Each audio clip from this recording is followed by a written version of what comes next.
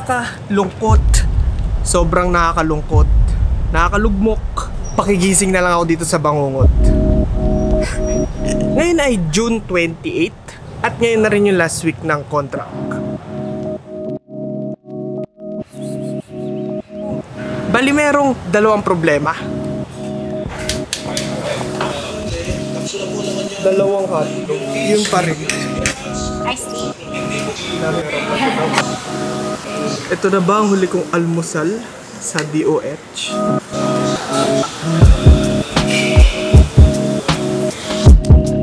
Unang problema.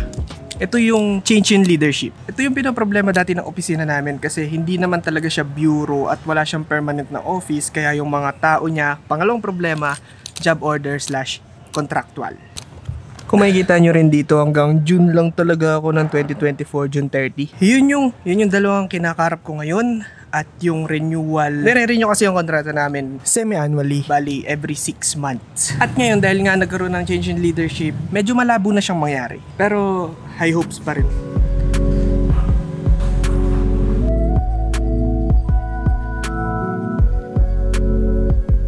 And ano bang pinaka-ginagawa ko talaga dito sa DOH? Puro basa, as in sobrang daming basa. Dapat halos lahat ng batas patungkol sa proyekto mo, alam mo kahit yung mga malilit na detalye. Kasi itong opisina namin na PPP, mostly talaga sa kontrata talaga siya nagdi-deal at sa mga salita. Maraming salita. Kung tutusin nga, mas okay na abogado ka dito, pero engineer naman ako. Kung tutusin, mas malaki rin naman yung advantage. Para sa akin, lalo na sa mga infrastructure, tsaka sa kung ano pang mga may kailangan ng mechanical engineering. Kaya yung paggawa ng aircon, elevator, yung mga ganun. Alam naman natin kasi na may mga batas patungkol doon at may mga sinusundan tayong mga formulas, constants, na yun din talaga dapat yung mga ina-apply mo sa real world na projects. Kaya magbabasa ka lang ng mga kontrata. Pero pinaka-gist lang talaga ng mga ginagawa ko o namin ay merong problema yung hospital at magbibigay lang kami ng solusyon.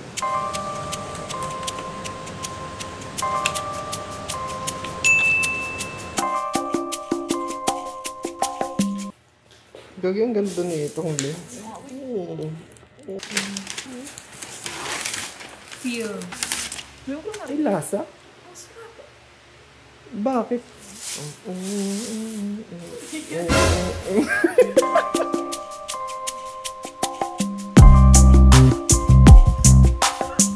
Ngayon, bakit nga ba siya naging problema? Kasi unang pagka nagkaroon ng change in leadership at contractual ka, pagkakaroon ng re-evaluation kasi syempre hindi ka naman na magiging kilala ng panibagong boss mo. Kumbaga magpapakilala ka ulit kung tutuusin o in short explanation ay magre-reapply ka sa position mo ngayon. Yun din kasi talaga yung pinakapangit kapag job order / contractual kang trabahador. I mean, gets ko naman, oo, madaling palitan yung mga tao. Pero kasi may mga proyektong gumagalaw at doon lang yung pinaka-concern ko at syempre tinrabaho ko na rin naman yung lalong-lalo na yung sa Baguio, as in napakarami ko nang nagawa doon, napakarami ng sinulat, reports, preparation ng mga minutes at nakakapanghinayang.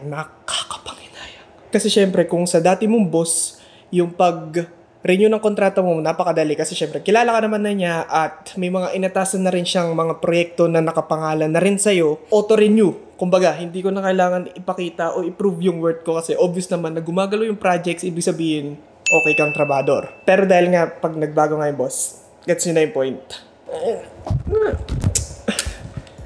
I mean, ang ganda na rin kasi ng mga pinagsamaan kung tutusin. Parang syempre sentimental na din.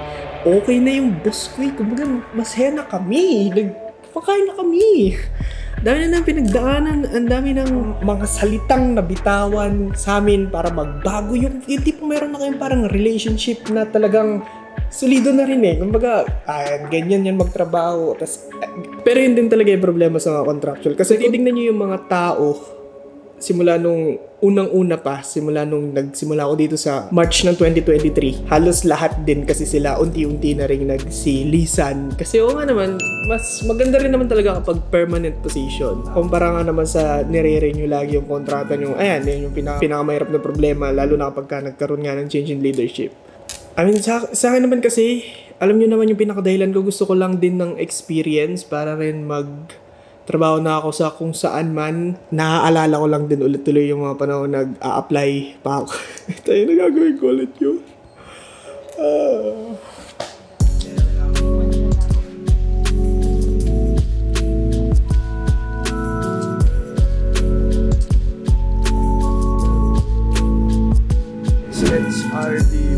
Yung malungkot din kasi sa change in leadership ay syempre yung mga taong co-terminus sa former USEC namin, lahat sila ay na-end din ng kanilang kontrata. Ubos ang mga taong malapit sa akin. Speaking of ubos lahat ng tao, may nagbabalik.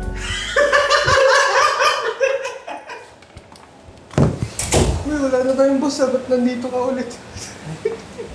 Hindi, may asikasuhin na ako. Overhaul kasi ako. Dating USEC ha? Dating USEC. The former. Dating boss. Dating boss. Ay, nako.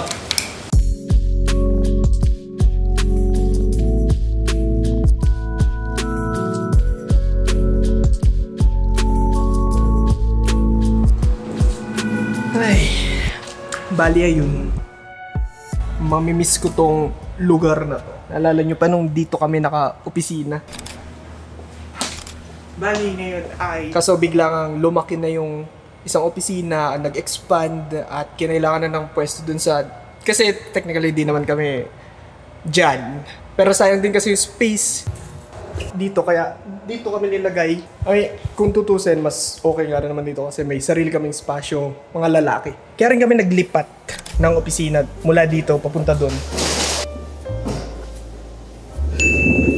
Ay dito rin ako umupo sa sofa na to. Bago ako interviewin, mamimiss ko talaga to. Sobrang daming alaala sa building na to. Pero syempre, ang pinaka mamimiss ko talaga dito. Hi, sir.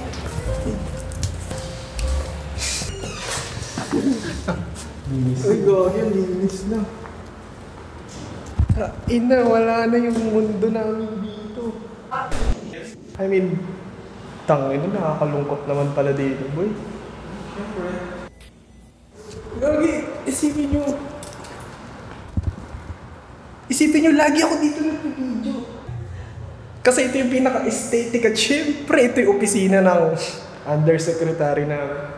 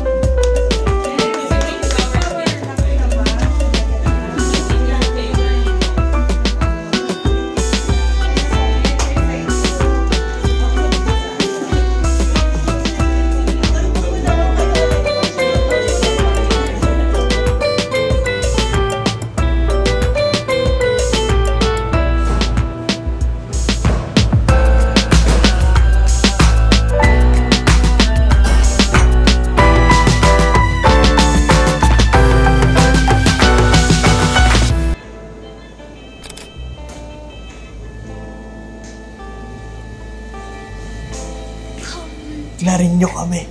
I'm coming straight to you.